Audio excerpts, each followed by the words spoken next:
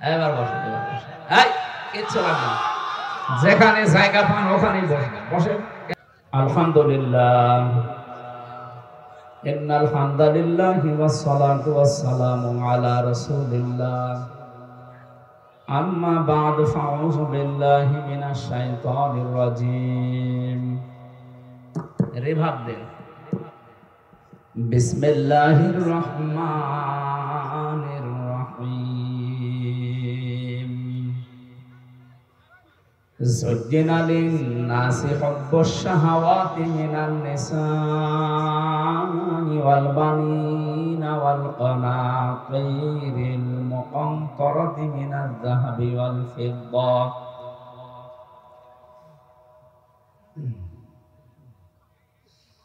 والخيل المصومة والأنعام والحرث ذلك متاع الحياة الدنيا والله عنده حسن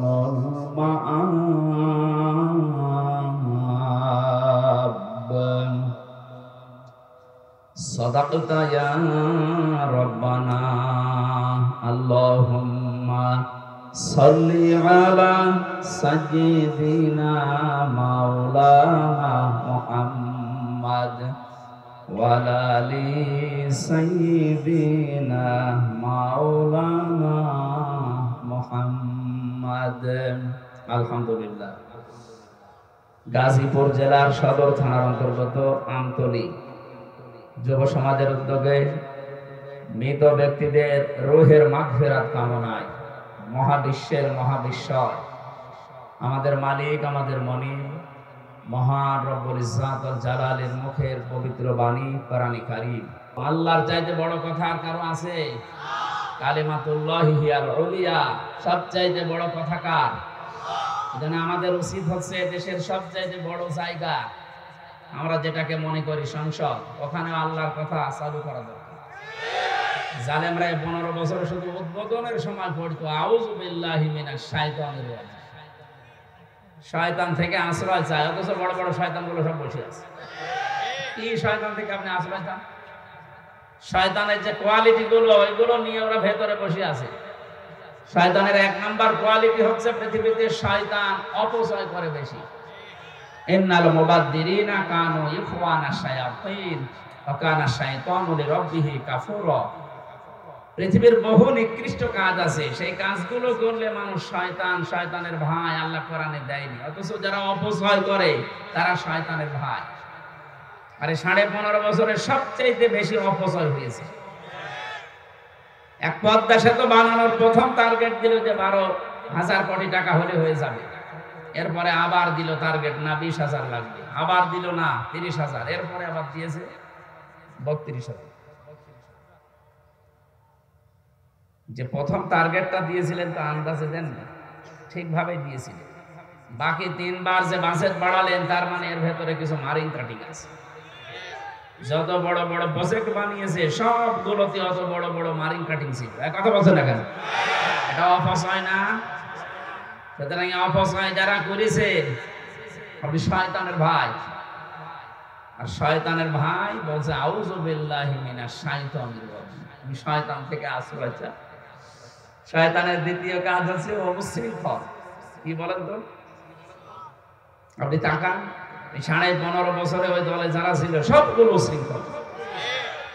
আগস্টের 5 তারিখের আগ পর্যন্ত যেভাবে মানুষ পিটিয়েছে, বিশেষ করে যে ছাত্র জনতাকে যাদেরকে নিষিদ্ধ করা হয়েছে, এই দলটা কি বড় বড় ছোরা দিয়ে ছুরি দিয়ে মানুষকে মনে আছে গাছের উপরে কোপ দিচ্ছে, জীবিত মানুষদেরকে কুপিয়ে এভাবে মেরে বিদায় করে। হিন্দুকেও ছাড়ে না এরা। এই যে বিশ্বজিৎ ও বলেছিল যে ভাই আমি একটা হিন্দু মানুষ, আমি হাফ হাতা না, আমি ফুল হাতা। ফুল হাতা ছিল না? আপনি বোঝেন ফুল হাতা কি? এই কথা বললাম কেন, ওকে যে মেরেছিল সে শাওন আমার সাথে জেলে ছিল, ও আমাদের রাইটার ছিল। আমাকে এসে বলতো যে ভাই বারবার নিষেধ করতো আমারে, মেরেন না ভাই, আমি আবার ধর্ম মানুষ, আমি শিবির না। কিসের শিবির? শিবির আমি শিবির জানি নাকি? আমি একটা হিন্দু মানুষ। আপনি নাই আমার অন্তত জিনিসপত্র দেখেন, আমি আপনার মতো হাফ হাতা না, আমি ফুল হাতা, এরপরও ছাড়ি না, একেবারে কোপের পরে কোপ দিয়ে শেষ করি। এই কাজগুলো যারা করেছে, যে উশৃঙ্খল যারা, এরা শয়তানের সরাসরি শয়তান, এরা শয়তানের ভাই না। উশৃঙ্খল যারা, এরা সরাসরি শয়তান। শয়তানের আরো আরো গুণ আছে, তার ভেতরে অন্যতম গুণ হচ্ছে যৌনতা ছড়াতে ভালোবাসে। কথা বুঝতেছেন? ও জান্নাত থেকে আদম আর হাওয়াকে বের করে দেবে, এই প্ল্যান ওর ছিল না। ওর প্রথম প্ল্যান ছিল কি করে এদেরকে উলঙ্গ করা যায়। এই টার্গেট নিয়ে 15.5 বছরে অনেকে এই চেষ্টা চালিয়েছিল, জাতিকে কি করে উলঙ্গ করা যায়। বলেন, এখনো পর্যন্ত ষড়যন্ত্র থামেনি, এখনো চলছে। এই যে মানব অধিকারের নাম নিয়ে যারা সমকামিতাকে প্রমোট করছে, উপদেষ্টার ভেতরেও নাকি 2 জন এই দলে আছে। আমরা শক্তভাবেই বলছি, এটা যেহেতু শুধু মাহফিল না, এখান থেকে সারা দেশে মেসেজ যাবে। এই যে এতগুলো ক্যামেরা খেলা করার জন্য আসে না, কালকেই ছেড়ে দেবে সারা দেশের জন্য। আমি 18 কোটি মানুষ সামনে নিয়ে বলছি, যারা এই কাজগুলো এই দেশে জারি করার জন্য চেষ্টা চালাচ্ছেন, সে যে নামেই হোক, আল্লাহর নিষিদ্ধ কাজ এ দেশের একটা মুসলমান বেঁচে থাকতেও হতে দেবে না ইনশাআল্লাহ।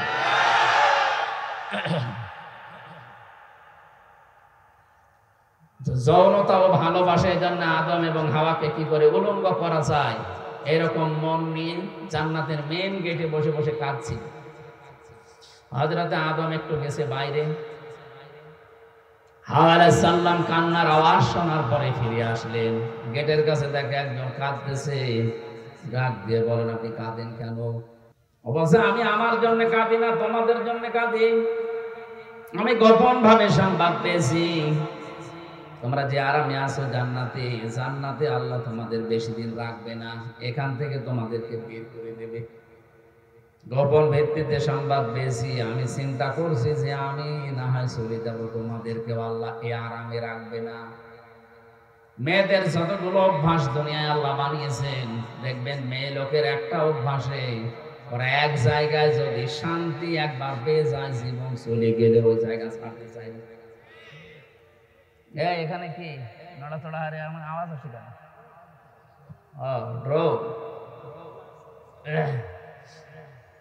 আপনি একটু লক্ষ্য করেন, পরকীয়া প্রেমে যারা একবার স্বাদ পেয়েছে, তার 5টা ছেলে হোক মেয়ে হোক অসুবিধা নেই, সব ফেলে ঘুমিয়ে আল্লাহ রাস্তায় চলে যাচ্ছে। এরকম মহিলা পান? ওরা একবার যদি কোনো কাজে আনন্দ পায়, শান্তি পায়, জীবন চলে যাবে। কিসের মান সম্মান আর কিছু ছেলে? একবার মেয়েরা যদি কোনো চেয়ারে বসে শান্তি পায়, জীবন গেলেও চেয়ার থেকে উঠতে চায় না। 15.5 বছরে এটা হয়েছিল, উঠতে চাচ্ছিল। এত কিছু হয়ে গেছে 15.5 বছরে, কত মায়ের বুক খালি হয়েছে, এরপরও দেশ এপার থেকে ওপার চলে গেছে। না, আমি যেভাবেই হোক আমার চেয়ার চাই। এ কথা বলে না, শয়তানের কথা। কার কথা? হযরতে হাওয়া আলাইহিস সালাম বললেন, আপনি কাঁদবেন না, কাঁদার আগেই তো আপনি কথা বলার আগে কাঁদেন। কি অভ্যাস আপনার? তামাম পৃথিবীর দিকে তাকাবেন, শয়তান মার্কা মানুষ যারা, ওরা দেখবেন কথা বলার আগে কেঁদে ফেলে। বানিয়ে বলছি, একটু খেয়াল করে দেখবেন, কথা বলার আগে উনি কেঁদে ফেলে। আমার কেউ নেই, কেউ নেই, কেউ নেই, আমি কি করবো? কাঁদার দরকার কাকে? যা বলতে চাস বলবি তো না, আগে কান্নাকাটি করি। এই যে কথা বলার আগেই কেঁদে ফেলে, এটা শয়তানের অভ্যাস। তাহলে এইগুলো যারা নেয়, তারা আসলে কি? বলেন বলেন। ভেতরে ঢোকার পরে যখন বলেছে যে ওই গাছের কাছে যাওয়া নিষেধ, এখানে গোপন একটা বিষয় আছে, যদি গাছের ফল খেতে পারো জীবনের মতো চিরস্থায়ী হয়ে যাবা। এই কথা যখন বিশ্বাস করছিল না, তখনও কসম দিয়েছে আল্লাহর নামে। অকসামাহুমা ইন্নী লাকুমা লামিনান নাসিহিন। আমার কথা বিশ্বাস হচ্ছে না, আমি কিন্তু আল্লাহর নামে কসম দিয়ে বলছি, আমি তোমাদের হিতাকাঙ্ক্ষী। তাম দুনিয়াতে খোঁজ খবর নিয়ে দেখবেন, 57টা মুসলিম রাষ্ট্রে এই মুসলমানদের ঈমান আর আমল ধ্বংস করার জন্য শয়তান যারা আসে, ওরা কিন্তু হিতাকাঙ্ক্ষী সেজে আসে। আমাদের দেশে আসে নাই বিভিন্ন এনজিওর নাম নিয়ে, ব্যারাকের নাম নিয়ে এসেছে, কারিতাস, কত রকমের নাম নিয়ে, ওয়ার্ল্ড ভিশন নামে নাম দিয়ে এসেছে, সেবা করার নাম নিয়ে, হিতাকাঙ্ক্ষী বন্ধুর নাম নিয়ে এসে আমাদের আসল বিষয় নিয়ে চলে যাচ্ছে। শয়তানের যতগুলো অভ্যাস বলছি একটা একটা করে আমি দেখছি, এদেশের বহু মানুষের চরিত্রের সাথে মিল আছে। কথা বলেন না কেন? হযরতে হাওয়া শেষ পর্যন্ত স্বামীকে ম্যানেজ করে যখন ফল খেলেন, প্রথম নাম্বারে তার পোশাক আশাক খুলে পড়ে গেল। শয়তান দূর থেকে লজ্জা স্থান থেকে খিলখিল করে হাসছিল। আমার প্রথম বিষয় এটা, শয়তান যৌনতা ছড়াতে ভালোবাসে। আজ যারা নিজের লজ্জা স্থান উলট পালট করে মানুষকে দেখাতে ভালোবাসে, বুঝবেন ওরে শয়তান দখল করে ফেলেছে। তাহলে শয়তান যৌনতা ছড়াতে ভালোবাসে, উচ্ছৃঙ্খলতা ছড়াতে ভালোবাসে, শয়তান অপচয় করতে ভালোবাসে। কথা বলেন না কেন? এই সমস্ত চরিত্রের মানুষগুলো সংসদে বসে বসে বলতো, আউযু বিল্লাহি মিনাশ শয়তানির রাজিম।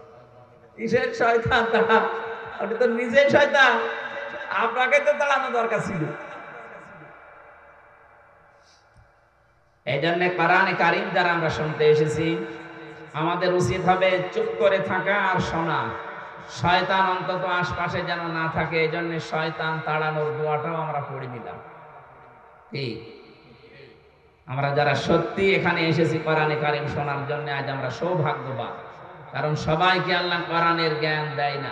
মাইয়ুরিদিল্লাহু খায়রা ইউফাক্কিহু ফিদ্দীন। আল্লাহ যার কল্যাণ কামনা করে তাদেরকে আল্লাহ কোরআনে কারিমের হাদিসের জ্ঞান দান করে। এই এলাকায় বহু মানুষ আছে, আমরা জানি, লক্ষ লক্ষ মানুষ এখানে হওয়ার কথা আজকে। কিন্তু মানুষ আমরা এসেছি যতটুকু, আল্লাহ অবশ্যই আমাদেরকে পছন্দ এবং নির্বাচিত করেছেন। হুয়াজি তাবাকু, আমি আল্লাহ তোমাদেরকে নির্বাচিত করে আজকে শ্রোতা বানিয়েছি। আল্লাহ যদি না চাইতেন জোর করে হলেও আপনি আসতে পারতেন না। কথা বলেন না কেন? এক সাহেবের ড্রাইভার ডাক দিয়ে বলছে, সাহেব আপনি তো ড্যান্সের পার্টিতে যাবেন, আপনি আমার একটু সময় দেন, আজান হয়ে গেল, আমি নামাজ পড়ি আছি। চিন্তা করছে কি একটা ভেজাল ড্রাইভার পেলাম বলেন তো। আমি এখন আনন্দ করব, ড্যান্সের পার্টিতে যাবার, এখন নামাজ পড়তে যায়। এই নামাজ তো একটা ঝামেলা। নামাজ কি এটা? নামাজ যে ঝামেলা আপনি জানেন না? নামাজ কি ভালো জিনিস না ঝামেলা? না না, ভালো জিনিস কি বলছে? ইন্নাহা লাকাবীরাতুন। আল্লাহ বলেন নামাজ একটা বড় ভারী জিনিস, এটা ঝামেলা জিনিস। হ্যাঁ, ইল্লা আলাল খাশিয়িন, যারা আল্লাহকে ভয় করে তাদের জন্য এটা মোটেও ভার না, এটা মোটেও খারাপ লাগবে না। খারাপ জিনিস তো ওই সাহেবের কাছে মনে হবে, কারণ ওই কিছুক্ষণ পরে ড্যান্সে যাবে। তো ওর কাছে কি ঝামেলা মনে হবে না ভালো মনে হবে? চিন্তা করছে এরপরে আমি যাচ্ছি একটা খারাপ কাজে। আর নামাজ পড়তে চাই বেটা, গরিব মানুষ, যদি নামাজ পড়তেও না দেয়, নিজেও পড়ি না, এরাও যদি না দেয়, যা এই তাড়াতাড়ি যা। নামাজ পড়া শেষ করে চিন্তা করছে কি করি, ইমাম সাহেব যে বড় কিরাত ধরেছে, এত পেছন দিক থেকে আমি কিছু বলতেও পারছি না। যদিও আমাদের এই দেশে অনেক সিস্টেম আছে, যারা কিরাত বড় বড় পড়ে, পেছনে মুসল্লি মনে করে কিভাবে লোকমা দেওয়া যায়। আমি তো আর এই সূরা জানি না, তখন গলা খাকা এরকম মুসল্লি দেশে নেই। এই যে এইটা করলে কিন্তু আপনার নামাজ ভেঙে যাবে ভাই। নামাজের ভেতরে 19টা কারণ আছে নামাজ নষ্ট হওয়ার। তার ভেতরে আমলে কাসির করা, বিনা কারণে কাশি দেওয়া, ওহো করা, আপনার নামাজ ভেঙে গেছে। একবার এক মুরব্বী পেয়েছিলাম কুষ্টিয়ার হালসা, নামাজে দাঁড়িয়ে বিদ্যুৎ চলে গেল, উনি নামাজে বসে যা কারেন্ট চলে গেল। মুরব্বী নামাজে আর কামাহাকাম তো আরো ফরজ, আজ যা কোন ফরজ? বাবা শুয়েছে, কারেন্ট চলে গেল, আর আমার মুখ দিয়ে হঠাৎই বের হয়ে গেল আজ যা। কি করে নামাজে কি বের হচ্ছে ও টের পাচ্ছে না, আমার নামাজ হয়। অন্তত নামাজের এই 19টা যে কারণ আছে ভেঙে যাওয়ার, এগুলো যেন আপনার নষ্ট না হয়। নামাজের ভেতরে তো গলা কাশি দেওয়া আপনার জন্য জায়েজ নেই। নামাজে সর্বপ্রথম যেটা নামাজ নষ্ট হয়ে যায় তার নাম হচ্ছে কোরআন শরীফ যদি কেউ অশুদ্ধ পড়ে। কথা বলে না কেন? এদেশে হাজারো মুসল্লি দেখবেন কোরআন শরীফ অশুদ্ধ পড়েই নামাজ পড়ছে। না, আমরা নামাজ নেওয়ার জন্য আল্লাহ বসে নেই। কেউ যদি বলে কুল হু আল্লাহু আহাদ, এরকম কথা বলেন না দেশে? কুল হু আল্লাহু আহাদ কোথায় পেলেন আপনি? এখানে ওয়ার উপরে জবর আছে। কুল হু আল্লাহু আহাদ। আল্লাহু সামাদ বলে, সামাদ মানে যার অভাব আছে। এখানে সোয়াদ আছে, আল্লাহু সামাদ, যার অভাব নেই। আশা করছি আপনাকে লজ্জাটা দিলাম এই কারণে, এখানে 20 বছর নামাজ পড়ছেন, আজও পর্যন্ত সূরা ফাতিহার 7টা আয়াত শুদ্ধ করতে পারেননি। দুনিয়ার এত কিছু আপনার বুঝে আসে, কোরআনে কারিম যে অশুদ্ধ পড়লে নামাজ হয় না, এটা বুঝেন না কেন? আজকে থেকেই চেষ্টা চালাবেন, কি করে পড়বেন আমি জানি না, আপনাকে পড়াই লাগবে। কথা বুঝতেছে? ড্রাইভার বলছে আমি কি করি, এখন তো গলা খাকাড়ো দেওয়া যায় না। শেষ করার পরে নামাজ অনেকক্ষণ সময় যখন লেগেছে, মনে মনে ভাবে আমি তো নামাজ পড়ার পরে জানি ফরজ নামাজ সালাম ফিরিয়ে কিছু দোয়া পড়া লাগে। উনি তো বাইরে বসেই আছে, যাবে তো ড্যান্সে, দেখে একটু পড়ি। আয়াতুল কুরসি পড়ছে, আল্লাহুম্মা আনতাস সালাম ওয়া মিনকাস সালাম তাবারাকতা ইয়া যাল জালালি ওয়াল ইকরাম, এগুলো পড়তে আরম্ভ করেছে। সাহেব চিন্তা করছে, কি গো, নামাজ পড়তে ঢুকলো, সবাই বের হয়ে চলে যাচ্ছে, ও কি ঘুমিয়ে গেল নাকি? জালানা দিয়ে উকি মেরে দেখছে, হাতের আঙ্গুল বলতেছে। মনে মনে ভাবছে, আল্লাহ, এই মাসের ভেতরে বিভিন্ন সময় ওরে টাকা দিয়েছি বাজার করার জন্য, 1 মাসে কত টাকা আত্মসাৎ করেছি, একেবারে নিরালা হিসাব করছে। জালানা দিয়ে ডাক দিয়েছে, ওই বেটা, কিসের হিসাব করি? স্যার হিসাব না, কর, আমি নামাজের পরে জিকির করছি আল্লাহর নামে। ও, ধারণাটা ভুল হয়ে গেল। কি এত দেরি করো, বাইরে যাবান, আমার দেরি হয়ে যায়, তাড়াতাড়ি বের হও।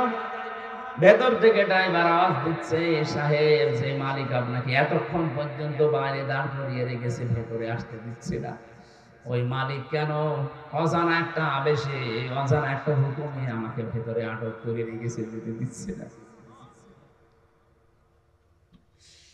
যারা এসেছি সত্যি আজকে তেলাওয়াতকৃত আয়াত থেকে এমন কিছু আমরা শোনার চেষ্টা চালাবো, আল্লাহ যেন আমাদের জীবনটা সত্যি সাকসেস করে দেন।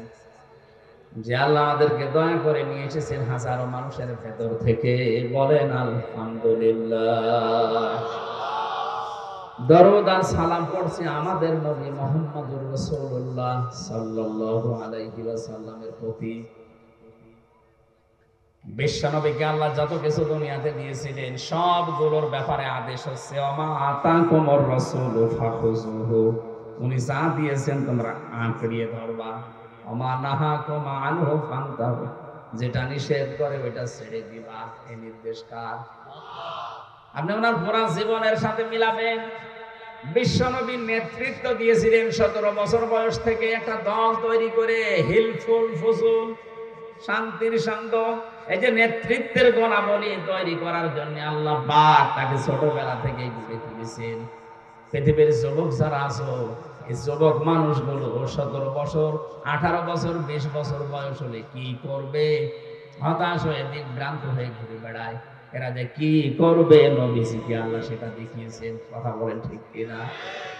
এজন্য আমরা আজকে থেকে যাদের 15 বছর, 16 বছর, 17 বছর বয়স, আমাদের এই বয়সে যেহেতু শয়তান বেশি টার্গেট করে, আক্রমণ করে, আমরা নবীর মতো শান্তির সঙ্গ যেখানে পাবো ওই দলে ভর্তি হয়ে যাব।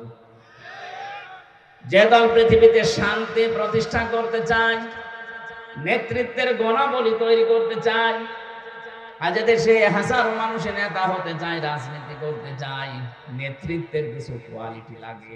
আন্দাজে নেতৃত্ব দেওয়া যায় না, দাবিও করা যায় না। নেতা হওয়ার জন্য পুরা কোরআন শরীফের ভেতরে আমি 7টা কোয়ালিটি পেয়েছি। কয়টা? এই দেশে যারা নেতৃত্ব দিচ্ছে, ছাত্রদের বলেন, বুড়াদের বলেন, যারাই নেতৃত্বে আছেন, নেতা যারা, আমি কয়েকটা বলছি, দেখেন তো একটা মেলে কিনা। 1 নম্বরে কেউ যদি নেতৃত্ব দিতে চায়, নেতা হতে চায়, তাহলে তাকে পুরুষ মানুষ হওয়া লাগবে। মহিলা নেতৃত্ব দিতে পারবে না। এটা আমি বানালাম। হ্যাঁ, সূরা নিসা 34 নম্বর আয়াতের প্রথম অংশে আছে আর রিজালু কাওয়ামুনা আলান নিসা। আল্লাহ পাক বলেন পুরুষরা হবে নেতৃত্ব দানকারী আর মেয়েরা থাকবে তাদের আন্ডারে। এই সঠিক কথাগুলো আজ 53 বছরে কোরআনের এই অনুষ্ঠানগুলোতে বলা হয় না। মানুষের জন্য এই কথা শুনলে নতুন মনে করে, এ আবার কি বলছে, এটা কি নতুন কথা? বলেন বলেন, আপনারা তো বলতে দেননি এতদিন। এটা না বলতে বলতে নেতৃত্বের এই জায়গাগুলোতে তাকান, আমরা হয়েছি যোগালী আর ওরা রাজমিস্ত্রি।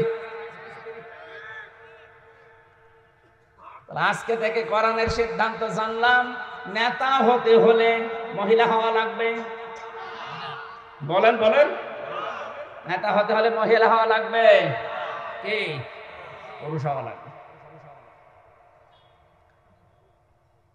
শুধু মাহফিল শুনতে এসে আপনি ধরা পড়ে গেছেন।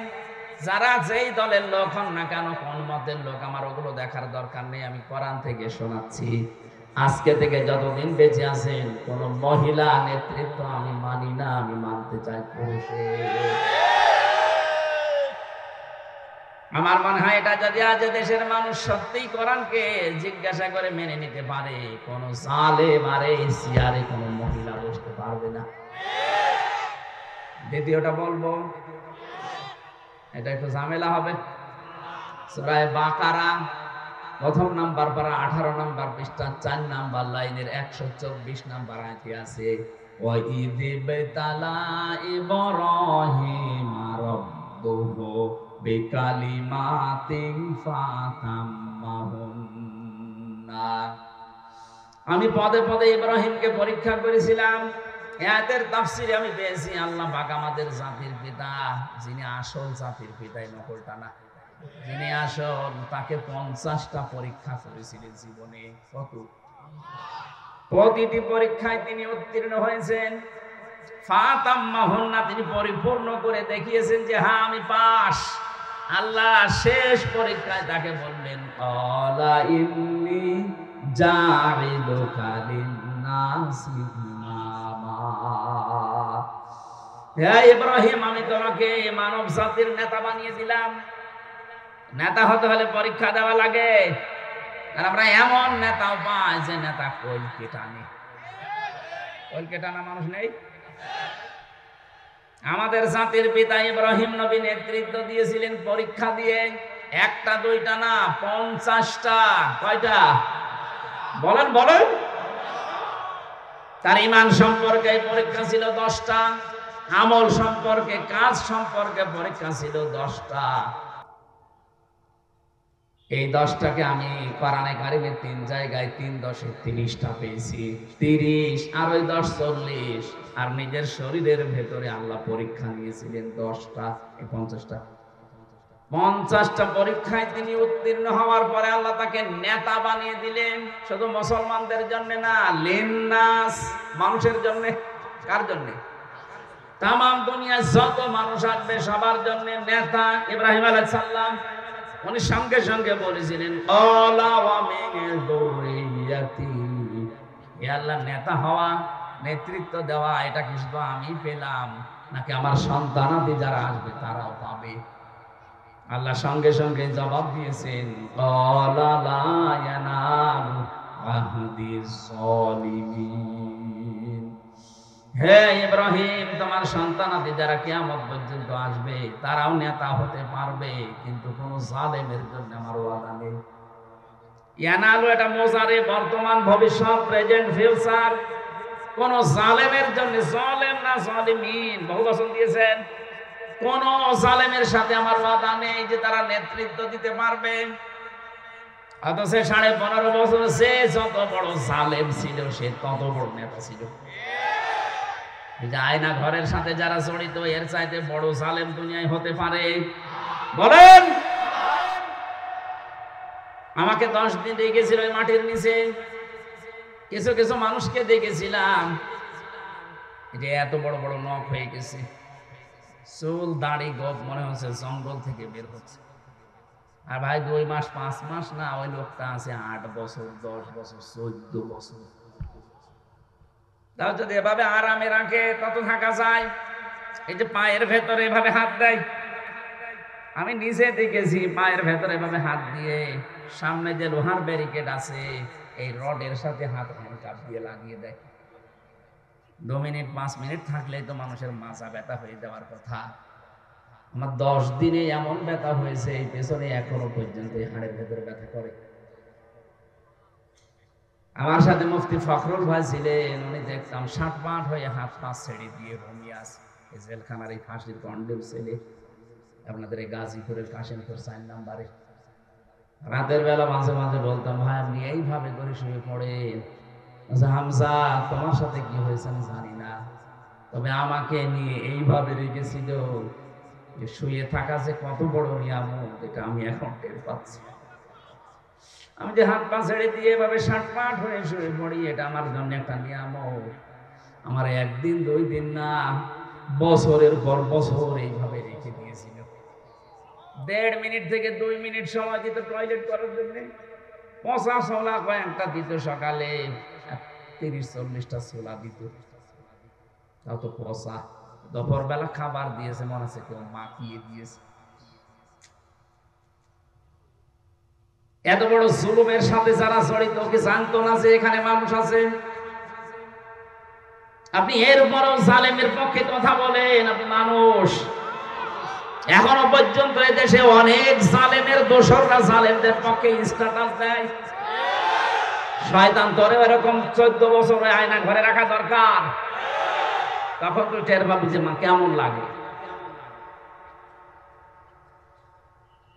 এত বড় দুঃসাহসিক কাজ করার পরও যদি কারো ভেতরে বিবেক জাগ্রত না হয়, ওরে মানুষ বললে গোনা হবে, ওটা একটা জানোয়ার।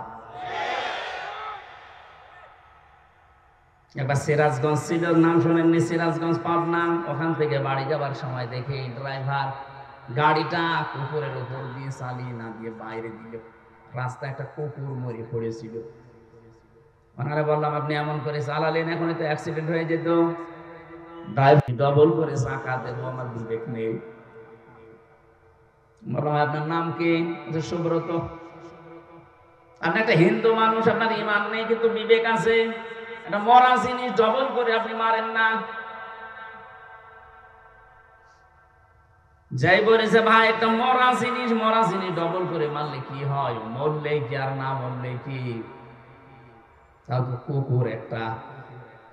ড্রাইভার আমার দিকে ঘুরে বলছে, হুজুর আপনি কি আসলে হুজুর? হ্যাঁ, কেমন হুজুর? আপনি দেখেন একটা মরা কুকুর পড়ে আছে, আমি ডবল করে চাকা চালিয়ে দেবো, আমার বিবেক কি মরে গেছে? আপনার এই কথাটা শোনার জন্য তো আমি ছিলাম। আপনি একটা হিন্দু মানুষ, ইমান আপনার নেই কিন্তু বিবেক আছে, এই জন্য ডবল করে আপনি মরা জিনিস মারতে পারলেন না। অথচ 2006 সালের 28 অক্টোবর জসিম ভাইয়ের মতো মানুষকে রাজপথে পিটিয়ে মারার পরে লাশের উপরে ড্যান্স দিয়েছে। এদেরকে আপনি মানুষ বলেন?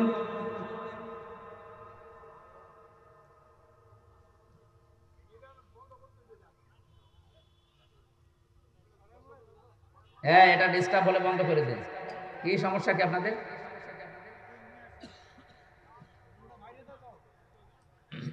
না না না, আমাদের কথা বুঝতে হবে ভাই, একটু এলোমেলো হয়ে গেলে কিন্তু আপনি হারিয়ে যাবেন।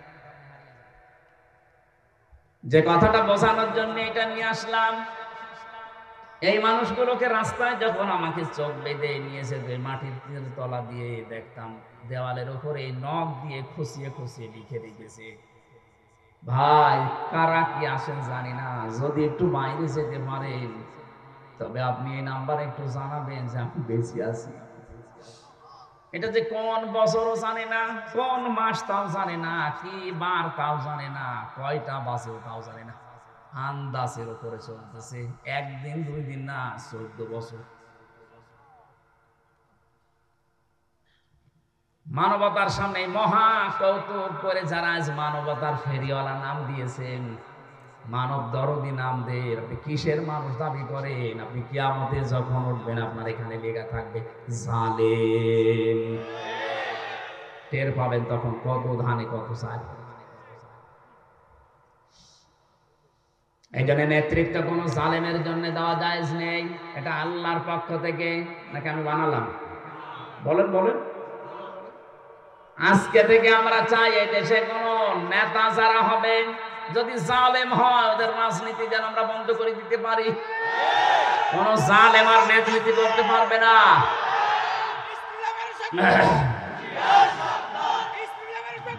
ঠিক আছে, আমার মনে হয় এখন যে সমাজ চলছে, যারা জালেম ছিল আমরা তো জানি, তারা মিথ্যা মামলা দিয়ে, মিথ্যা সাক্ষী দিয়ে, চাঁদাবাজি করে, গুম করিয়ে, খুন করিয়ে, আয়না ঘরের সাথে জড়িত থেকে যারা অত্যাচার করেছে এই 15.5 বছর, আমরা চাই তাদের নামের তালিকা করে করে মরে টাঙিয়ে দেন। কিয়ামতের আগে কোন জালেম যেন এলাকায় থাকতে না পারে।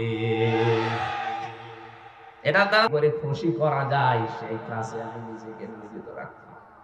আল্লাহ সালাম এমনি পাঠায়নি, তারপর জীবন পড়ে দেখেন কি করেছিলেন স্বামীর জন্য। জীবনে যা ছিল স্বামীর কথার বাইরে একটা কিছু করেননি, সব বলেছেন যখন আপনি চান সব আপনার জন্য দিয়ে দিলাম। আর আপনি ক্যান্সার হয়ে মরে যাবেন, ওর 14 ভরি সোনা আছে, 1 ভরি বেচতে গেলে পরিচয় লাগে, অথচ ওই সোনা আপনি নিজে কিনে নিয়েছেন 1 বছর। দ্বিতীয় নম্বরে পেয়েছি ইদা গাবা জাওজাতিহা হাফিজাতুহু, যখন তার স্বামী বাইরে যাবে তখন ওই মহিলা নিজের যতটুকু সম্ভ্রম ইজ্জত আছে এটা হেফাজত করে রাখার চেষ্টা চালাবে। অনেক মহিলা আছে নামাজও পড়ে, রোজাও রাখে, দেখি হজও করে এসেছে, স্বামী বাইরে গেলে বাইরের পুরুষের সঙ্গে পরকীয়া প্রেমে লিপ্ত হয়। মোবাইলে তো আছে, এমনকি অন্য পুরুষকে বাড়িতে ডেকেও নিয়ে আসে। বলেন সুবহানাল্লাহ। আপনি নামাজ পড়ে, কিসের নামাজ পড়েন আপনি? আপনার নামাজ বাদ দিয়ে দেওয়া দরকার। নামাজ যদি আপনাকে পরপুরুষের সাথে গল্প করায় বন্ধ করতে না পারে, তো সেজদা দিয়ে সম্মানিত করার কারণ কথা বলে না কেন? আল্লাহর নবী মুহাম্মদ রাসূলুল্লাহ 3 নম্বরে বলেন, স্বামী যদি তাকে কোনো আদেশ করে, সে স্বামীর আদেশ যদি জায়েজ হয়, ওইটা জীবন চলে গেলেও সেটা মানে। ঠিক আছে, আমি নিজে স্বামী, আমি আমার ঈমান থেকে বলছি, কোরআন সামনে নিয়ে, একটা মানুষ অসুস্থ হওয়ার জন্য, একটা মানুষকে অশান্তিতে থাকার জন্য আমার মনে হয় এই বাংলাদেশে 100 ভাগের 98 ভাগ দায়ী তার বউ। একটু যদি ছাড় দিয়ে চলতে পারতো যে আমার জন্য লোকটা করে নাকি, ওই জায়গায় যদি আমি থাকতাম তো 2 দিনও টিকে থাকতে পারতাম না। মাথার ঘাম পায়ে ফেলে যে লোকটা এই করে, আর আমি একটু থেকে একটু হলেও আন্দাজে তার নামে উল্টাপাল্টা কথা বলি, ধারণা করি। আমি এত জান্নাত পাওয়ার জন্য আশা করে আছি, কিসের জান্নাত পাবেন আপনি? জাহান্নামে বসে আছেন। বিশ্বনবী জানিয়েছেন 4 নম্বরে যে স্বামী বাইরে থাকবে, কিন্তু ওই মহিলা নিজের স্বামীর সম্পদ এবং সন্তানকে দ্বীনের পথে চালানোর চেষ্টা চালাবে। শুধু চালানোর চেষ্টায় চালাবে না, নিজের স্বামীকে অতুইনু আলা জাওজাতিহা, অতুইনু আলা দীনি জাওজাতিহা, তার স্বামীকে সে দ্বীনের পথে চলার জন্য উৎসাহ দেবে। স্বামী যদি দিনের কোন কাজে, ভালো কোন কাজে আঞ্জাম দেয়, যদি তার কাছে সময় কম দিতে পারে, তখন চিন্তা ভাবনা করবে কি করে স্বামীকে আর উদ্বুদ্ধ করা যায়। কোন মহিলা যদি সত্যি স্বামীকে উদ্বুদ্ধ করে দিনের কাজে চলতে ফিরতে সাহায্য করে, ও বিবি হালিমা, বিবি রহিমার সাথে কিয়ামতে জান্নাতে থাকতে পারবে। নারীদেরকে আল্লাহর নবী ভয়ঙ্কর বললেন যে এদের মতো ফিতনা, এদের মতো ভয়ঙ্কর জিনিস আমি আর তোমাদের জন্য রাখলাম না। আজ তামাম দুনিয়ার দিকে তাকিয়ে আমরা যেটা দেখি, সব পাপের মূল হয় মহিলা, নয় জমি জায়গা। বলেন বলেন, এখান থেকে ফিরে থাকা কত বড় কঠিন, যেহেতু কোরআন জানাচ্ছে এদের ষড়যন্ত্র বড় মারাত্মক, ভয়ঙ্কর। ছোটখাটো বিষয় নিয়ে পরিবারে তুমুল আকারে এমন কিছু করে শেষে সংসারই ঢুকিয়ে যায়, অথচ বিষয়টা তেমন বড় না। আপনি মায়েকে হয়তো মায়ের জন্য 1000 টাকা দিয়ে শাড়ি কিনেছেন, স্ত্রীর জন্য 800 টাকা দিয়ে, মাত্র 200 টাকা কম বেশি 3 দিন কথা বলে না। এক কথা বলছেন এখানে। আর মেয়ে লোক যদি একবার পরিবারে রাগ করে, পুরুষ মানুষ মানসিক রোগী হতে বেশি দিন সময় লাগে না। ডাক্তার এখন পরীক্ষা করে জানাচ্ছে মেয়েদের জন্য স্বামীকে আনন্দ দেওয়ার যতগুলো জিনিস আল্লাহ দিয়েছে, এই পুরুষ মানুষ মানসিক শান্তি পাওয়ার জন্য যদি মেয়েদের কাছে আসে, তার স্ত্রীর কাছে, ও সারা দিনের পরিশ্রান্ত শরীরের অর্ধেক আমার আল্লাহ পুরো করে দেয়। আমার মানে হাদিসটা পুরো উল্টিয়ে ফেলেছি আমরা। সারা দিনের পরিশ্রান্ত শরীর ওর কাছে নিয়ে যাওয়ার পরে মানসিক শান্তি দূরের কথা, অর্ধেক ক্লান্তি দূর না, আরো ক্লান্তি সেগুলো বসে যে কি মুখ না মনে হচ্ছে পেশা বসে আছে। এরকম বউ আছে কার বাড়ি? হাত তোলেন তো। একজন, দুইজন, তোলেন তোলেন, কোনো ভয় নেই, ক্যামেরা আমার দিকে মারা, তোলেন হাত।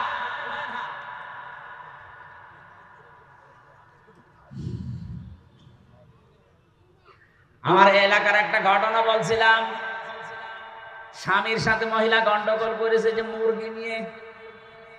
মুরগি নিয়ে কি যেন একটা ঝামেলা হয়েছে। শেষ পর্যন্ত গন্ডগোল করে কথা বলা বাদ দিয়ে দিয়েছে। ঠিক আছে, তোর সাথে কথা নেই। স্বামী রাতে শীতের সময় স্ত্রীর কাছে যায় না, বাইরে খড়পটায় আগুন লাগিয়ে তাপ নেয়। একদিন, দুই দিন, 3 দিন এভাবে চলছে। খাবার মাবার বাইরের হোটেল মোটেলে বিভিন্ন জায়গায় খেয়ে খেয়ে সময় কাটাচ্ছে। আল্লাহর ইশারা একদিন ওর লুঙ্গিতে আগুন লেগে একেবারে জায়গা মতো আগুন লেগে গেছে। স্ত্রী জ্বালানার ফাঁকা দিয়ে চিন্তা করছে যে অবস্থা, এখনো যদি কিছু না বলি ওর তো সব শেষ হয়ে যাবে। কথা তো আমি বলবো না, আমার প্রেস্টিজ নষ্ট হবে। অথচ আজকে হাদিস পড়লাম, মেশকাত শরীফের ভেতরে আছে, স্বামী স্ত্রীর গন্ডগোল হওয়ার পরে যে আগে থেকে কথা আরম্ভ করবে সে বেহায়া, বেলজ্জা, নির্লজ্জ না। সেটা চাই যে আমার সম্পর্কটা ঠিক। এই জন্যই তোমার সাথে আগে কথা বলা শুরু করে। এই গন্ডগোলের পরে যদি স্বামী স্ত্রী বা মুসলমানদেরকে আগে থেকে নিজে কথা বলা আরম্ভ করে, ও যেন একটা ছাগল ছাদগা দেওয়ার সব পায়।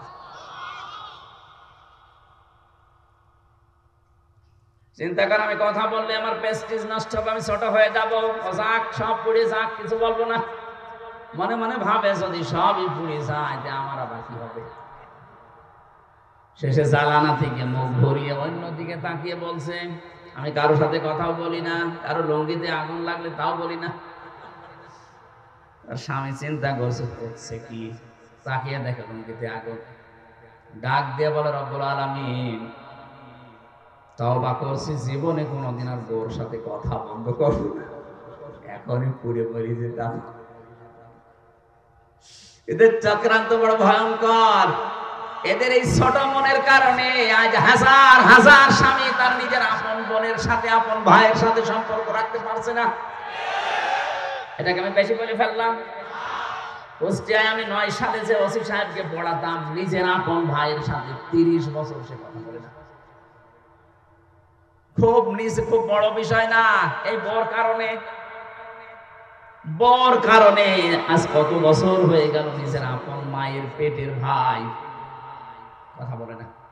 আমাকে মাঝে মাঝে দুঃখ করে কেঁদে ফেলতো। কথা বলতে গেলে আমার এদিকে সংসার টিকবে না। কেন বহু স্বামী আমরা এই ঝামেলায় পড়ে আছি। এই স্ত্রীর ছোট মনের কারণে অনেক স্বামী নিজের আপন বোনের খোঁজ খবর নেয় না। টাকা পয়সা খরচ করবেন, তার হক আদায় করবেন, দেখবেন ওর মন পাবেন না। অথচ বিশ্ব নবী নিজে বলেন, আমি যখন নবুয়ত পেয়ে আসলাম, নবুয়ত পেয়ে আসার পরে আমি ভয় পেয়েছিলাম জিবরাইলকে দেখে। ডাক দিয়ে বললাম, খাদিজা আমাকে ঢেকে দাও, সামনে আমি ভয় পেয়েছি। হযরতে খাদিজা ওই দিন যে কটা কথা বলেছিলেন তার প্রথম নম্বরে, কাল্লা, কখনোই না, আল্লাহি মা ইয়াখজিক আল্লাহু আবাদান। হে আমার স্বামী, হে আবুল কাসেম, ভয় পান কেন? কোনো ভয় নেই আপনার। আল্লাহ কখনো আপনাকে লাঞ্ছিত, অপমানিত, ভয় ভীতি দেখাবেন না। ইন্নাকা লা তাসিলুর রাহিমা, কারণ আপনি রেহেমের সম্পর্কগুলো ঠিক রাখেন। আত্মীয়তার সম্পর্ক, রক্তের সম্পর্ক আপনি ঠিক রাখেন। আপনাকে আল্লাহ জিন, পরী, ভূত, পেতনি এগুলো দিয়ে ভয় দেখাবে না। আপনি কখনো ভয় পাবেন না। স্ত্রী বলছে, অথচ এই স্ত্রীর কারণে আজ হাজারো মানুষ আমরা নিজের আপন আত্মীয়র সাথে সম্পর্ক রাখতে পারছি না। এই কথা বললি না কেন? হ্যাঁ, ওই মহিলা যাকে আপনি বিয়ে করে নিয়ে আসলেন, ওর যদি আপন বোন থাকে, সে বাড়িতে 10 বার আসবে মাসে, কোনো বিরক্ত নেই, কোনো প্রশ্ন নেই। আপনার নিজের আপন বোন আপন ভাই যদি মাসে 2 বার আসে, বলে আর জায়গা নেই, শুধু এখানে আসে, এক কথা বলছেন না কেন? এরকম ছোট মন কেন আপনার? মনটা একটু উদার করতে পারেন না? কি মনে হয় আপনার এগুলো দুনিয়ার সম্পদ? এই পৃথিবীর মর্যাদা আল্লাহর কাছে একটা মশার ঠ্যাঙের মতো নেই। সম্মানিত মা বোনেরা, আমি জানি আপনি মন খারাপ করছেন, সত্যি আল্লাহর কোরআন সামনে আমি আপনাকে ভালোবাসি, আপনি জাহান্নামী হয়ে যাচ্ছেন এই ছোট কাজের কারণে। আরে ভাই, 100 বছর পরে তো আপনিও থাকবেন না, আমরাও থাকবো না। কি 100 বছর পরে এখানে যারা আছি একটা মানুষও থাকবেন? বলেন। নতুন মানুষ সব এখানে যে চাষ করবে, আর আমরা সব মাটির বাসিন্দা। এমনকি 100 বছর পরে যদি আপনি যেই বাড়ির জন্য, যেই ঘরের জন্য আপনার স্বামীকে তার বোনের সাথে সম্পর্ক রাখতে দিবেন না, যেই ঘরের জন্য, যেই বাড়ির জন্য, জমি জায়গার জন্য, ফ্ল্যাটের জন্য, দোকানদারির জন্য তার আপন ভাইয়ের সাথে সম্পর্কটা আপনার কারণে নষ্ট করে ফেলেছে, আপনি 100 বছর পরে এই বাড়িতে সাজগোজ করে যদি আসেন, আপনার নাতির নাতি যারা, তারা আপনাকে চিনবে না। আপনি যদি দাবিও করেন যে আমি কিন্তু এই বাড়ির বাসিন্দা ছিলাম, আগে এই বাড়ি আমি বানিয়েছি, ও বলবে বাদ দাও। এটা বলবে না? এক কথা বলেন না কেন? বলবে না। 100 ভাগ বলবে, পরীক্ষা করে দেখবেন, থাকবেন না তো। এই হচ্ছে দুনিয়া। আল্লাহ বারবার এই দুনিয়া সম্পর্কে আমাদেরকে সতর্ক করছে, যালিকা মাতাউল হায়াতিদ দুনিয়া, এইটাই দুনিয়ার সম্পদ। তুই 100 বছর পরে তোর এই শরীর নিয়ে ফিরে আসবি। আমির হামজা কুষ্টিয়ায় যে বাড়ি বানিয়েছে, এই বাড়িতে আমার মনে হয় 100 বছর পরে আমি গেলে আমার এই মেয়ের মেয়ে যেটা হবে, ওরা আমার বলবে কে তুমি? থাকতে দাও তো দূরের কথা, যদি বলিয়ে যে নিচতলায় যে গ্যারেজ আছে, গ্যারেজে একটু থাকি, বলবে না, আপনি অন্য জায়গায় যান। এই হচ্ছে দুনিয়া। আর আপনি এদের জন্য সিন্ডিকেট করে হাজারো মানুষকে কষ্ট দিচ্ছে। এই যে ব্যবসায়ীরা সিন্ডিকেট করে যারা মানুষকে কষ্ট দিচ্ছেন, তারা আল্লাহর ভাষায় জালেম। কার জন্য আপনি টাকা পয়সা গোছালেন সিন্ডিকেট করে? আপনার মেয়ের জন্য, ছেলের জন্য, বর জন্য? বাস্তবতা বোঝেন। এই টাকা পয়সা ভোগ করার জন্য তারা 2 পায়ে খাড়া আছে, কিন্তু পাপ ভোগ করার জন্য একটাও খাড়া নেই। এটা বাস্তব কিনা বলেন? হ্যাঁ, বলেন না কেন? সুতরাং আমরা যেন এরকম পাগল হয়ে না যায়, আমি সহ যারা আছি এই পাগল হব না আমরা। এই পাগলামি করবেন, পাগলামি করবেন তো ধরা খাবে। আপনার পাপ নেওয়ার জন্য কেউ রাজি না, অথচ এই অন্যায়ের কারণে যে পাপ হয়ে গেল। এই টাকা পয়সা অর্থ সম্পদ ভোগ করার জন্য আপনার বউ 2 পায়ে খাড়া আছে। নেককার নারীর বৈশিষ্ট্য বেশি। বিশ্বনবী জানিয়েছেন, যে মহিলা তার স্বামীর যতটুকু ইনকাম আছে হালাল পথে, ওইটা নিয়ে যে মহিলা সন্তুষ্ট থাকে, আল্লাহ পাক তার জন্য জান্নাতে ঘর তৈরি করে। এই পৃথিবীর স্বামীরা খারাপ, আমি নিজেও বলছি খারাপ আমরা, কিন্তু এই পৃথিবীতে এখন যত স্বামী আছে তামাম দুনিয়া মিলে ফেরাউনের মতো এত খারাপ স্বামী কারো কপালে আছে। আপনি জানেন সে কি করেছিল? নিজের স্ত্রীকে হাতের ভেতরে পেরেক লাগিয়েছে, পায়ের ভেতরে পেরেক লাগিয়েছে, কপালের ভেতরে পেরেক দিয়েছে, মাথার চুলগুলো গরম পানি দিয়ে তুলে ফেলছে, উলঙ্গ করে তীর মারতেছে। এরকম কঠিন অবস্থা। হযরত জিবরাইলকে আল্লাহ বললেন, জান্নাতটা তুলে নিয়ে আমার বান্দির সামনে ধর।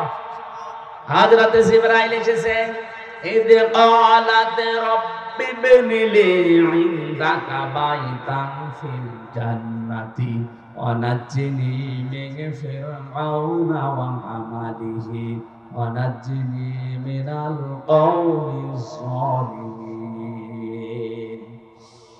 হযরত জিবরাইল এসে বললেন, আল্লাহর বান্দি, তুমি যে পরীক্ষায় অবতীর্ণ হয়েছো, ঈমানের এই পরীক্ষা দেখে আল্লাহ খুশি হয়ে জান্নাত পাঠিয়ে দিয়েছে তোমার জন্য। হযরত আসিয়া ডাক দিয়ে বলেছিলেন, ফেরেশতা আল্লাহকে বলো এই জান্নাত না, উনি সেখানে আছে, ওনার সামনে আমার জন্য একটা ঘর বানিয়ে দিক, যে ঘরে বসে বসে ওনাকে দেখা যায়। আর আল্লাহকে বলো রব্বুল আলামিন, আমার স্বামী আমার উপরে যা করছে, আমার হাতে পায়ে ব্রেক লাগানো, কপালের ভেতরে শলাকা দিয়েছে, আমার মাথার উপরে গরম তেল ঢেলে দিয়ে চুলগুলো সব তুলে ফেলেছে, আমাকে পাথর মারার জন্য, তীর মারার জন্য উলঙ্গ করে দাঁড় করিয়ে রেখেছে। এই কঠিন অবস্থা দেখে আল্লাহ তুমি আমার স্বামীর উপরে রাগ করো, আমার স্বামীর এই জুলুম দেখে তুমি রাগ করো না, এমনকি জালেমদেরকে জুলুম করাচ্ছে তাদের উপরও তুমি রাগ করো না। তুমি একটা কাজ যদি করতে চাও তাহলে এই জুলুম থেকে আমাকে বাঁচাও, কিন্তু আমার স্বামীর উপরে তুমি রাগ করো না। স্বামী কি আল্লাহর ওলি ছিল? এত বড় খারাপ স্বামী দুনিয়া কেন আছে? এইরকম কঠিন পরিস্থিতিতেও তুমি স্বামীর জন্য বরদোয়া দেননি, আর তুমি সব পাওয়ার পরে মাসে 2টা সাবান কম হলে উল্টা পাল্টা গালি দাও। তুমি জান্নাত পাওয়ার জন্য 2 পায়ে খাড়া। মরে দেখো জান্নাত না তোমাকে জাহান্নামের তলদেশে আল্লাহ দিয়ে দেবে। বিশ্বনবী মেরাজ থেকে ঘুরে এসে বলে, এই খাদ্যের বিশাল ভান্ডার তৈরি করে করে এমন ভান্ডার বানিয়েছিলেন, আপনি তো ভোগ করতে বেশি পারলেন না। এই পৃথিবীতে বড় বড় জন্তু জানোয়ার আছে, তাদের চাইতে দুনিয়া আমরা বেশি ভোগ করতে পারি না। একটা হাতি খাবার খায়, আমরা 250 জন মিলে যা খাবার খাই ওই রকম খাবার লাগে হাতির। একটা তিমি মাছ এই পৃথিবীতে কয়েক টন খাবার একেবারে খায়, আপনি তো 1-2 মাস মিলেও খেতে পারবেন না। তাহলে তাদের তুলনায় আমি তো বেশি খেতেও পারলাম না। কি কার জন্য কি করছে? আল্লাহ বলেন, আল্লাহু ইনদাহু হুসনুল মাআব, আমি আল্লাহর কাছে কিন্তু উত্তম একটা জিনিস আছে। কি আমি কি বলবো তোমাদের? উলহাল উল উনাব্বিউকুম বিখাইরিম মিন যালিকুম। নবী আপনি ওদেরকে একটু জিজ্ঞাসা করেন তো, যারা আপনার সামনে বসে আছে, ওই গাজীপুরের মানুষেরা, উল উনাব্বিউকুম বিখাইরিম মিন যালিকুম, এতক্ষণ যে জিনিসের কথাগুলো বললাম দুনিয়ায়, যারা এগুলো পেয়ে আনন্দে আত্মহারা হয়ে আছে, এর তুলনায় কি কোনো উত্তম জিনিসের কথা তোমাদেরকে বলবো? আল্লাহ বলেন কি সেটা? লিল্লাযিনা তাকাও, যারা তাকওয়া অবলম্বন করে দুনিয়ার জীবন চালায়। এখন তাকওয়া কি? তাকওয়া শব্দের ব্যাখ্যায় আমি পেয়েছি যোগ্যতা অর্জন করা লাগবে। আমি যদি এখন ম্যাট্রিক ফেল করি, আমি আকিস গ্রুপে চাকরি করি, এখনো আমাদের খতিব, আমার কাছে বিভিন্ন মানুষ বলে একটু সবারের যদি করে দিতেন তাহলে আমার চাকরিটা হয়ে যায়। হ্যাঁ আমি দেবো, যেহেতু মালিকের সাথে আমি থাকি, আমার কথা হয়তো বললে উনি রাখবে সম্মানে। কিন্তু আপনি ম্যাট্রিক ফেল, ওনারা নেবে বিএ পাস, আপনি ম্যাট্রিক ফেল করে বলছেন আমার জন্য সুপারিশ করেন। আমি না, আমার বাবা সুপারিশ করবো, কাজ হবে। আপনার তো যোগ্যতা অর্জন আগে করা লাগবে, তারপরে যদি একটু খেলা দেওয়া যাইতে হবে। দুনিয়ায় আমাদের আসলে লিল্লাযিনা তাকাও, এই যে এই সমস্ত জিনিসগুলো চাইতে যে উত্তম জিনিস আল্লাহর কাছে আছে, এটা পাওয়ার জন্য ওই মানুষগুলো দাবিদার যারা তাকওয়া অবলম্বন করে। এটা আমাদের আজ নেই, আমাদের জীবন থেকে দিন দিন এগুলো আরো হারিয়ে যাচ্ছে। ও গাজীপুরবাসী, আমি সহ যারা এসেছি এই মুহূর্ত থেকে তাকওয়ার 1 নাম্বার ব্যাখ্যা শুনেন। নিষিদ্ধ জিনিস যার কাছে আছে, ওটা আল্লাহর জন্য ঘৃণা করে ছেড়ে দেওয়ার নাম তাকওয়া। যারা এতদিন ঘোষ খান, আজকে আল্লাহর নামে আল্লাহর দিকে তাকিয়ে নিষিদ্ধ কাজ এটা পায়খানার মতো ছেড়ে দেবেন। কথা বলেন না কেন? যারা সুদ খান, এই যে 1000 টাকা ছেড়ে রাখে, 1000 টাকায় প্রতি মাসে আরো 200 টাকা বেশি পায়। এই এলাকায় মনে হয় এখনো নেই।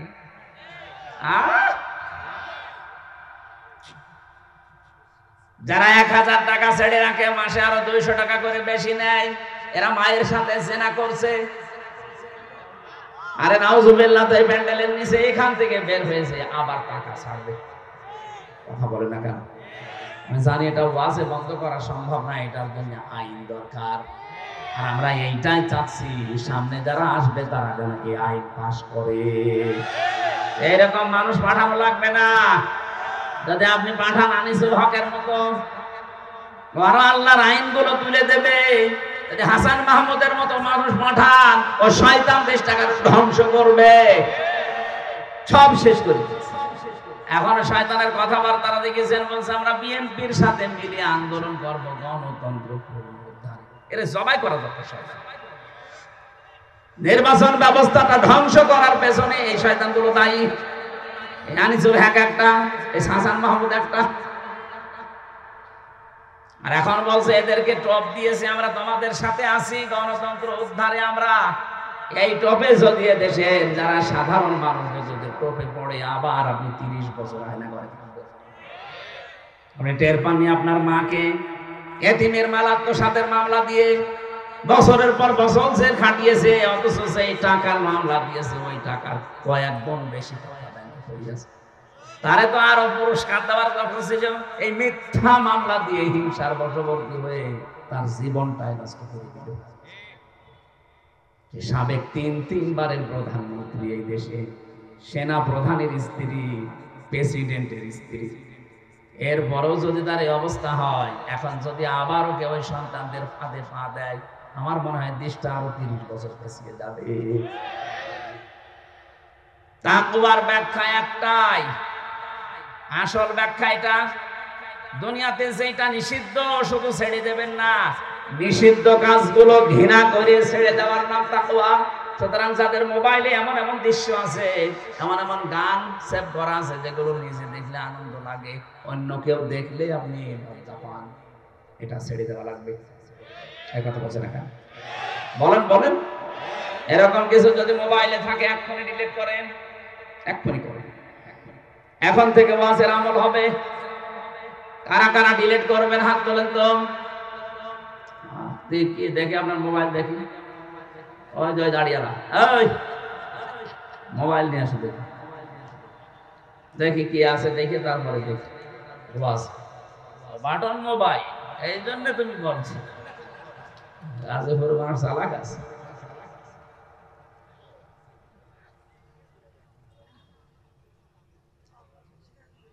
আল্লাহ রাব্বুল আলামিন বলেন ইনদা রাব্বিহিম, তাদের রবের নিকটে জান্নাতুন, এমন একটা বাগান আছে, তাজরি মিন তাহতিহাল আনহার, তলদেশ দিয়ে নদী আর নহর প্রবাহমান থাকবে। ও বাংলার মানুষেরা, দুনিয়ায় কিছু যদি আমরা না পাই কোনো আফসোস নেই, মরণের পরে আল্লাহ যদি এই জিনিসটা আমাদের জন্য দিয়ে দেয়, আমার জীবন সফল। খালিদিনা ফিহা, চিরকাল থাকতে পারবেন।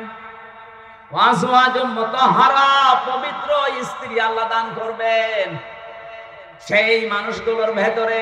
এই যে মাসে 3 দিন 5 দিন 7 দিন না পাক, এটা থাকবে না।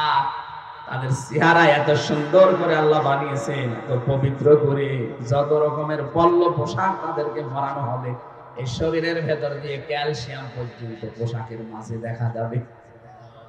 আল্লাহ জীবনে যদি আমরা কিছু না পাই, অন্তত জান্নাতের একটু জায়গা হলে আমাদেরকে দিও, বলেন আমিন। আল্লাযীনা তাতাওয়াফাহুমুল মালায়েকাতু তাইয়্যিবিনা ইয়াকুলুনা সালামুন আলাইকুম উদখুলুল জান্নাতা বিমা কুনতুম তা'মালুন। যারা আল্লাহকে ভয় করার নীতি অবলম্বন করে দুনিয়ার জীবন কষ্ট হলেও চলবে, এই মানুষগুলো যখন মরবে পবিত্র হয়ে, তাদের পোশাকের পবিত্রতা, তাদের শারীরিক পবিত্রতা, চিন্তার পবিত্রতা, আমলের পবিত্রতা, এই পবিত্র করে করে যখন জীবনটা ফেরেশতাদের হাতে তুলে দেবে, ফেরেশতারা বলবে সালাম, শান্তি আল্লাহর বান্দা তোমার উপরে, আলাইকুম উদখুলুল জান্নাহ, এই জান্নাতে প্রবেশ করো, বিমা কুনতুম তা'মালুন, যে কাজগুলো দুনিয়ায় করতে, ওই কাজের ফলশ্রুতিতে আল্লাহ এই বাগান তোমার নামে লিখে দিয়েছে। ওয়ারিদওয়ানুম মিনাল্লাহ, আল্লাহ বলেন আমি আল্লাহ সব চাইতে বেশি তোর উপরে রাজি হয়ে গেলাম। আকবার ওয়ারিদওয়ানুম মিনাল্লাহ, আমি আল্লাহর পক্ষ থেকে সব চাইতে বড় নিয়ামত, আমি তোর উপরে রাজি হয়ে গেছি। জান্নাতে প্রবেশ করিয়ে যদি আল্লাহ বলে বান্দা তোর উপর আমি রাজি হয়ে গেছি, এর চাইতে আর কিছু লাগবে? তামাম দুনিয়ার মালিক আমি হলাম, 100 বছর ক্ষমতায় থাকলাম, মরে গেলাম, আল্লাহ বললো যা জাহান্নামে যা।